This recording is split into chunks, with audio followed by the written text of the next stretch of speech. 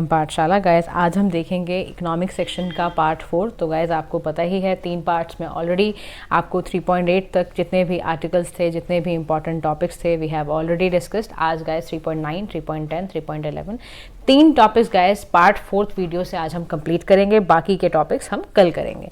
Daily basis पे guys economic section डाला जा रहा है और आप जानते ही हो हर एक सेक्शन की अपनी एक वैल्यू है। GS3 का पार्ट आपका एक तरह से प्रिपेयर हो रहा है, प्रीलिम्स के भी पर्सपेक्टिव से इम्पॉर्टेंट है। तो be stay with the channel and learn the things, how to cover the topics, ये सारी चीज़ें आपको इस थ्रू मिलेंगी।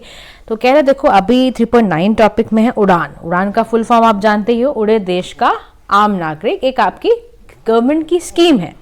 अब क्या हुआ गाइज, इस समय पार्लियामेंट के टाइम पे जब ये पार्लियामेंट चल भी रही थी तो कैग ने एक ऑडिट रिपोर्ट निकाली। जो कंप्ट्रोलर एंड ऑडिटर जनरल है, आपको पता ही है, उसका जो आर्टिकल है वो आपका 148 आर्टिकल है।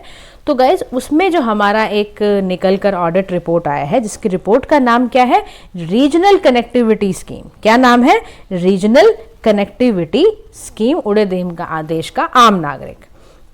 अब देखो बेसिकली हमें ये जानने की ज़रूरत है कि इस उड़ान स्कीम में क्या क्या ऑब्जेक्टिव रखे गए थे।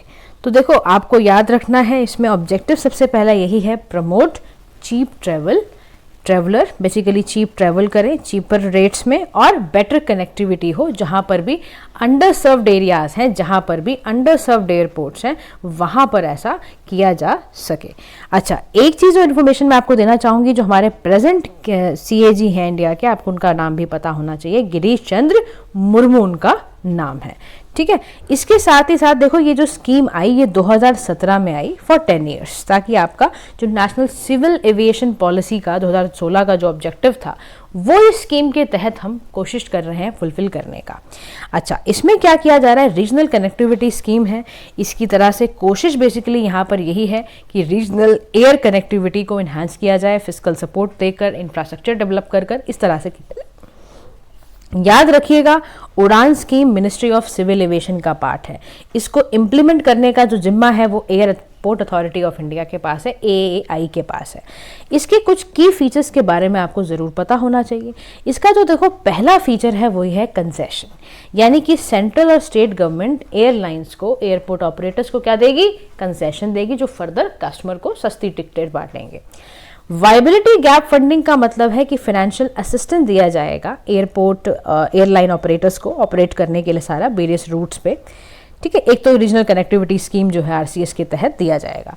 रीजनल एयर कनेक्टिविटी फंड भी दिया जा रहा है, फंडेड बाय लिवायन एज पर फी पर डिपार्चर, जितनी भी डोमेस्टिक फ्लाइट्स हैं, कंसेशंस वगैरह दिया जाए, बजटरी सपोर्ट वगैरह दिया जाए, इस सारा का काम किया जाएगा।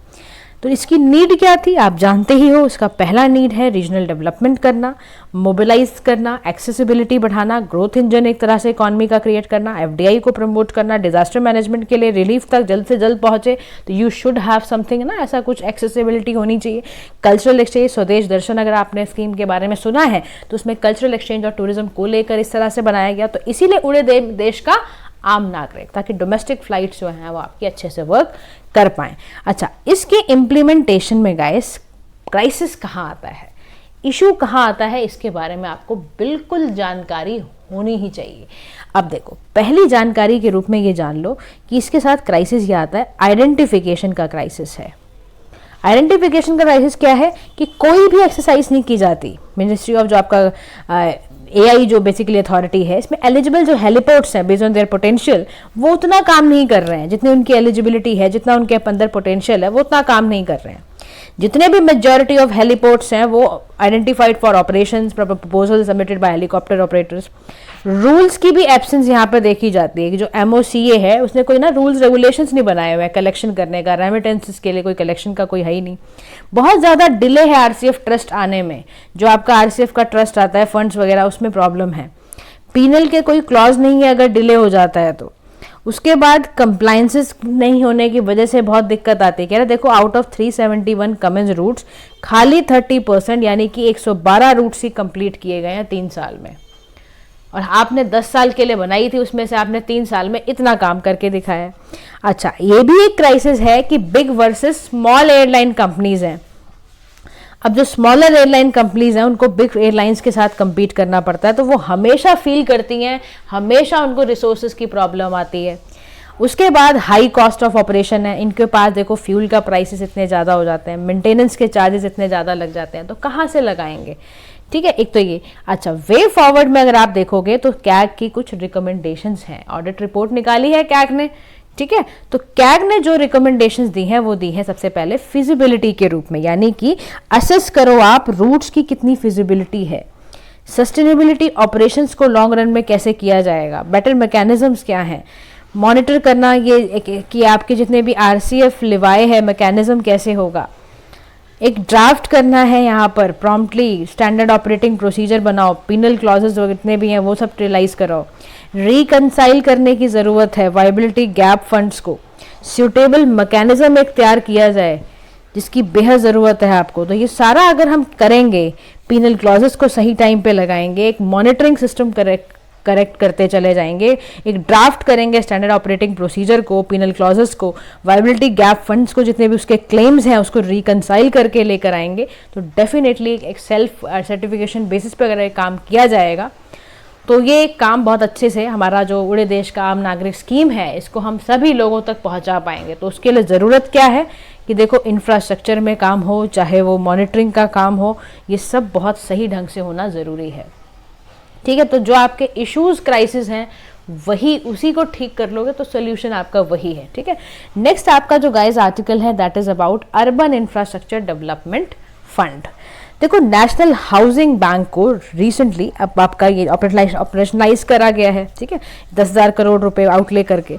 अब ये न्यूज़ में क्यों रहा, देखो ये बजट जब बन रहा था ना, यूनियन बजट जब बन रहा था तो अनाउंस हुआ, उसमें 2023-24 में अनाउंस हुआ ये। अब इसमें क्या होता है, ये फंड कैसे करते हैं, ये फंड करते हैं आपका प्रायोरिटी सेक्टर लैंडिंग शॉर्टफॉल के थ्रू। अब नेशनल हाउसिंग बैंक क्या है, इसका हेडक्वार्टर नई दिल्ली में है, 1988 में ये आया है। नेशनल हाउसिंग बैंक एक्ट 1987 के थ्रू आया है। इसका मेन मुद्दा यही है, इसमें प्रमोट करना, मार्केट पोटेंशियल को रियलाइज करना। तो रूरल इंफ्रास्ट्रक्चर डेवलपमेंट फंड ये बनाया गया, उस लाइन पर बेसिकली क्रिएट करा गया। अब यूआईडीएफ है क्या, देखो इसका ना, देखो यूआईडीएफ का जो मेन मुद्दा है ना वो ये है कि स्टेट गवर्नमेंट्स के सारे साथ एफर्ट्स लगाकर स्टेबल और predictable source of finance create करना है, जिससे कि आप इंफ्रास्ट्रक्चर को अच्छा क्रिएट कर पाओ।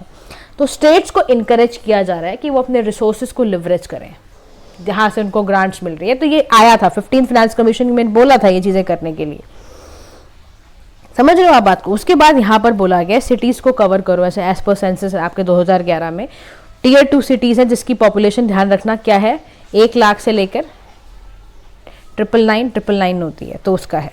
3 टायर सिटीज़ है उसमें पॉपुलेशन कितनी होती है 50,000 से लेकर 999, ठीक है, इतनी। तो ये अब एलोकेशन फंड की करने की ज़रूरत है ना, क्योंकि पॉपुलेशन जो एलिजिबल सिटीज़ में है उसके अकॉर्डिंग आपको करना पड़ेगा, इंटरेस्ट रेट फाइनेंस करने पड़ेंगे। अब उसके साथ साथ एलिजिबल एक्टिविटीज़ भी देखो आप, तो आपको अलाइन करने पड़ेंगे, mission programmes, ministry of housing and urban affair का पार्ट है ये। बेसिक सर्विसेज उनको प्रोवाइड करो, सीवरेज की, सॉलिड वेस्ट मैनेजमेंट की, पानी का सप्लाई दो, सैनिटेशन दो, मिनिमम साइज मैक्सिमम साइज उनका चेक कर लो। जैसे देखो 1 crore north east hilly states को दिए जाते हैं, है ना, प्रपोजल्स के लिए जो आपका। उसके बाद 100 करोड़ का जो प्रपोजल है उसमें आप चेक करो कितना मिनिमम है कितना मैक्सिमम है, रिस्पेक्टिव स्टेट्स को फाइनेंस डिपार्टमेंट की उनकी एजेंसीज को देते चले जाओ। अब देखो डेवलपिंग इंफ्रास्ट्रक्चर के लिए चैलेंजेस क्या है टीयर 2 और 3 सिटीज़ में। एक तो वहाँ पे ना पैसे की दिक्कत रहती है, फंडिंग की प्रॉब्लम है। दूसरा जो म्यूनिसिपल अथॉरिटी है ना उसके पास कोई प्लान ही नहीं होता कि कैसे एग्जीक्यूट करना है, कैसे मैनेज करना है इंफ्रास्ट्रक्चर के प्रोजेक्ट्स को। अर्बन प्लानिंग बड़ी पुअर है, लैंड एक्वायर करना उनके लिए, इंफ्रास्ट्रक्चर प्रोजेक्ट करने के लिए आपको लैंड एक्वायर करना होगा, वो ठीक ढंग से नहीं किया जा रहा। तो ये सारी टीयर 2 टीयर 3 सिटीज़ की प्रॉब्लम है। तो याद रखना टीयर 2 सिटीज़ क्या होती है, टीयर 3 सिटीज़ क्या होती हैं। अब उसके बाद फीचर्स में यहाँ पर बोला गया, देखो जो फंडिंग में एडमिनिस्ट्रेटिव एक्सपेंस का भी है, मेंटेनेंस का भी है, वो भी परव्यू से बाहर है।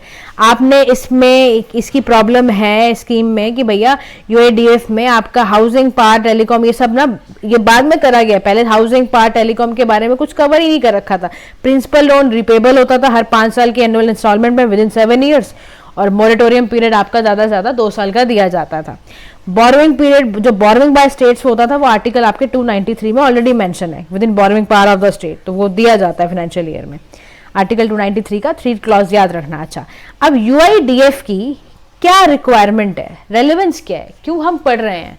तो देखो, सबसे बड़ी ज़रूरत है कि हमारे सामने 2030 भी खड़ा है, और 2030 खड़ा है तो उसका मतलब क्या है? We need to achieve sustainable development goals.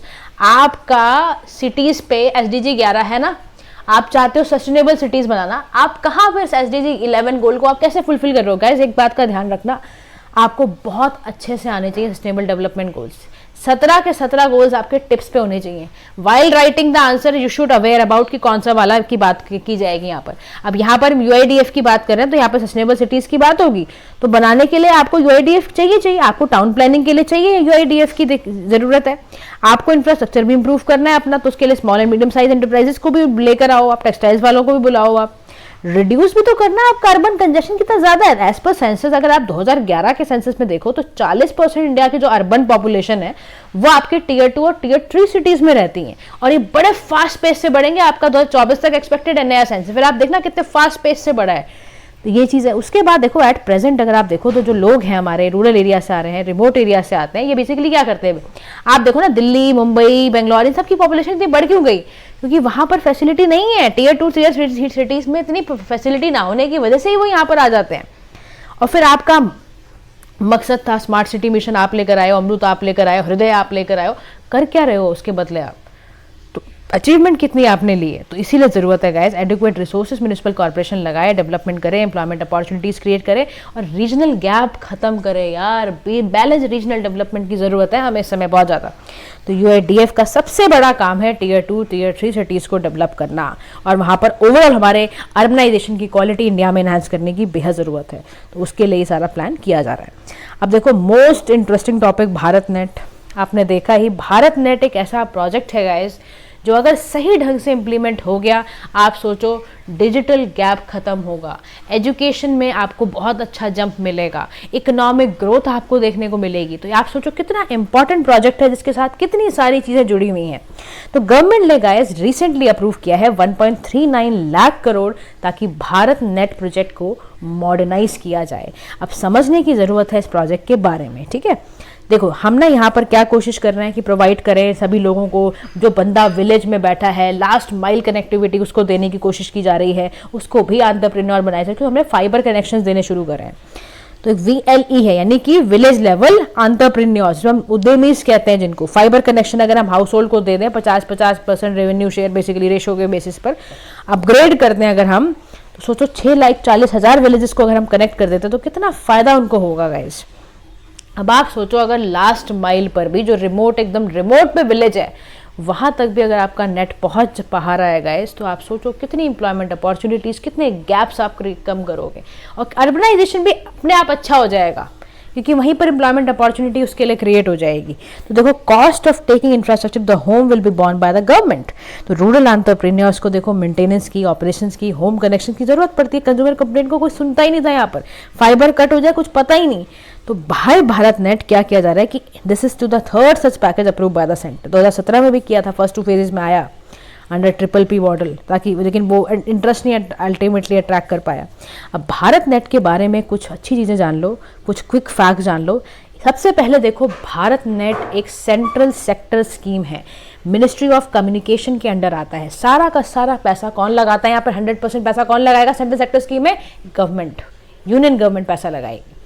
Purpose यही है कि सभी को, ग्राम पंचायत तक को भी ब्रॉडबैंड कनेक्टिविटी मिले, वाईफाई अच्छे कनेक्शंस मिले। भारत नेट को मर्ज किया गया था ये ब्रॉडबैंड नेटवर्क से, जो मर्ज इनटू BSNL इन 2022। यूनिवर्सल सर्विस ऑब्लिगेशन फंड के थ्रू इसको फंडिंग दी जाती है। अब भारत देखो, डेटा बैंक से समझ लो, रूरल जो टेली डेंसिटी है वो 58% है, 816 मिलियन ब्रॉडबैंड कनेक्शंस हैं, 61st रैंक है हमारी इंडिया की। नेटवर्क अगर रेडीनेस इंडेक्स की बात की जाए तो आपको बिल्कुल पता होना चाहिए कि 2022 में हमारी 61st यानी कि 61वीं रैंक थी हमारी नेटवर्क रेडीनेस इंडेक्स के अंदर। भारत नेट का सबसे सिग्निफिकेंट रोल क्या है? विलेज की मॉडर्नाइजेशन, यानी कि विलेज मॉडर्नाइज होगा, यानी कि बैंक, देखो आपको बैंकिंग फैसिलिटी, ये सारा पोस्ट ऑफिस अब कैसे मिलेंगे? बेसिक इंफ्रास्ट्रक्चर आ जाए, ये सब अपने आप आ जाएगा आपके पास। एग्रीकल्चर सेक्टर को आपको और अवेयरनेस मिलेगी, ट्यूटर ऑनलाइन आपको पता चलेगा, चैनल्स होंगे आपके पास, ब्रॉडबैंड कनेक्शंस होंगे आपके पास, तो उससे आपको चैनल देखने को मिलेगा, डीडी किसान या दूसरे भी चैनल्स आप देख सकते हो। आपको पता चलेगा कि कैसे किसी चीज़ की खेती करनी है और खेती कैसे करनी है, और साथ साथ आपको ये भी पता चलेगा कब पेस्टिसाइड डालना है, कब नहीं डालना है, कौन सा अच्छे क्वालिटी है, सबका बारे में पता चलेगा आपको। मेडिकल फैसिलिटी बेटर होंगी, आप ऑन द टाइम आप डिलीवर कर सकते हो ब्रॉडबैंड कनेक्टिविटी से, medical delivery at the door. Quality of education, as I told you guys, Diksha जो हमारी पॉलिसी है वो हमारी इंप्रूव होगी। हमारा जो गवर्नमेंट की स्कीम है ना वो पेनेट्रेट करेंगी रूरल लेवल तक भी, और उसका कारण यही होगा भारत नेट प्रोग्राम। और ई कॉमर्स पेनिट्रेशन होगा, विलेज लेवल पर भी डिजिटल कॉमर्स काम कर पाएगा। क्यों, आप सोचो ना, दिल्ली में आप बैठे हो, आपको कोई प्रॉब्लम नहीं है, आपके पास ऑनलाइन हर तरह के डिलीवरी सेक्शंस अवेलेबल हैं, स्विगी जोमेटो अवेलेबल है, जेप्टो अवेलेबल है, बिग बास्केट अवेलेबल है, आप ऊबर अवेलेबल है, ओला अवेलेबल है, इन ड्राइव ऐप आपके पास है, ये सारी तरह की ऐप्स आपके पास अवेलेबल है। आप कभी भी किसी भी वक्त आप कहीं जा सकते हैं, कुछ भी खरीद सकते हैं, खा सकते हैं, कुछ भी कर सकते हैं। जो सोचो बंदा लास्ट माइल पे बैठा हुआ है, रिमोट एरिया पे बैठा हुआ है, उसके पास ये कनेक्टिविटी नहीं है गाइस। आप समझ रहे हो मेरी बात को? तो ये सब चीज़ें कैसे होगी? अमेजॉन आपका भी डिलीवर का आपसे कर सकता है। तो आप सोचो ना, इतनी सारी जो शॉपिंग के सेक्शंस हैं वो बेसिकली यहाँ पर आएंगे। एम्प्लॉयमेंट की बात की जा रही है कि as extension program will provide nearly 2.50 lakh jobs also. उसके बाद भारत नेट में चैलेंजेस क्या हैं, इम्प्लीमेंटेशन के समय उनको क्या क्या प्रॉब्लम आती है? तो सबसे बड़ी दिक्कत है delay in project completion. Project completion में डिले इसलिए आता है, देखो अर्लियर जो प्रोजेक्ट्स की डेडलाइन होती थी वो 2019 होती थी, हाउएवर अब काम चल रहा है। उसके बाद lack of basic supporting infrastructure की दिक्कत है, यानी कि इंफ्रास्ट्रक्चर जो सपोर्ट है ग्राम पंचायत का in the form of protected space, power supply, ये एक मेजर इशू है। हाई आपकी प्रोजेक्ट कॉस्ट की बात की जा रही है कि जो प्रोजेक्ट कॉस्ट है आपकी have skyrocketed because of delay in project completion. Low utilization है, ओनली 27% जो एक्सपेक्टेड विलेजेस हैं उनको ही खाली आपको नेटवर्क कनेक्टिविटी मिल रही है। क्वालिटी ऑफ सर्विसेज की अगर बात करें तो देखो कनेक्शन आउटरेज हो जाना, lack of response for request of services की प्रॉब्लम आना, फ्रिक्वेंट लाइन फॉल्ट्स के क्रिएट होना, ये कंप्लेंट आनी, पुअर एडमिनिस्ट्रेटिव कैपेसिटी है बीएसएनएल की, ये भी एक क्राइसिस है। डिसीजन मेकिंग कम है, हमारा रेड टेपिज्म की वजह से आपकी फाइलें चारों तरफ घूमती रहती है लेकिन उस पर एक्शन नहीं लिया जा रहा होता है, तो यानी कि ब्यूरोक्रेटिक प्रॉब्लम्स भी हैं आपकी। पुअर प्राइवेट पार्टिसिपेशन भी है यहाँ पर, भारत नेट में लोग इंटरेस्ट नहीं दिखाते क्योंकि लो इंसेंटिव है ना, वो देते ही नहीं, इसलिए करना ही नहीं, जो छोड़ो भाई। अब वे फॉरवर्ड में आप क्या करोगे? वे फॉरवर्ड में आप पंचायती राज के इंस्टीट्यूशंस है ना, उनको बोलो आप कि आप सामने आओ, साथ आओ, हमारे पार्टिसिपेट करो हमारे साथ, उससे हमारे प्रोजेक्ट की यूटिलिटी बढ़ेगी। एफिशिएंसी को इंप्रूव करो आप प्रोजेक्ट इंप्लीमेंटेशन की, गवर्नेंस उससे अच्छा होगा हमारा। जितने प्राइवेट सेक्टर इन्वॉल्व होंगे हमारा इंफ्रास्ट्रक्चर अच्छा होगा, हमारी इन्वेस्टमेंट अच्छी होगी, हमारे प्रोजेक्ट रन कर पाएंगे। हमारा अवेयरनेस जनरेशन के लिए बड़ा इंपॉर्टेंट है। तो Bharat net is not so popular among rural population को गाइस पता ही नहीं है। सोचो आप, हम एक मोबाइल की दुनिया में रह रहे हैं जहां हम सबके हाथों में मोबाइल 24 घंटे रहता है, कब कहाँ क्या हो रहा है हमें पता रहता है, और एक जरूर रूरल पॉपुलेशन है जहां उसको पता ही नहीं है। कंपटीशन फेस करते हैं वो प्राइवेट सेक्टर ब्रॉडबैंड प्रोवाइडर से, उसके चक्कर में उनको प्रॉब्लम आती है, वो इतना महंगा देते रहते हैं। तो गाइस समझो बात को आप कि फिर वही बात कि अगर हम सच में लास्ट माइल कनेक्टिविटी चाहते हैं तो we really need the will power to complete that project, ठीक है। तो उसके लिए करना पड़ेगा आपको, प्राइवेट सेक्टर इन्वॉल्व करो, उनको दो अच्छे इंसेंटिव, वो काम करेंगे। पार्टिसिपेशन लोकल पॉपुलेशन से लो आप। लोकल पॉपुलेशन से कैसे लोगे? पंचायती राज इंस्टीट्यूशंस के लोगों को बुलाओ आप, ठीक है। So guys this is about Bharat net project which is very important for your exam perspective, और आपको पता होना चाहिए कि होता ना जिस प्रोजेक्ट से इतनी सारी चीज़ें लिंक्ड हो उसके बारे में बहुत ज़रूरी है आपको पता हो, ठीक है। So guys thank you so much for listening, do like share and subscribe to PM Pathshala. If you have any query related to any of the news please let us know. If you know any कभी कभी क्या होता है हमें background नहीं पता होता, कुछ नहीं पता होता, तो वो गाइस हमें ना एक टाइम पे कंप्लीट भी करनी होती है। बहुत बड़ी बड़ी वीडियोस फिर आप जानते ही हो, फिर उससे आप बोर ना हो जाओ, तो जो आपके लिए रिक्वायर्ड है उतना आप पर कराया जा रहा है। आगे के टॉपिक्स गाइस हम कल करते हैं, ठीक है। Thank you so much, have a nice day to all.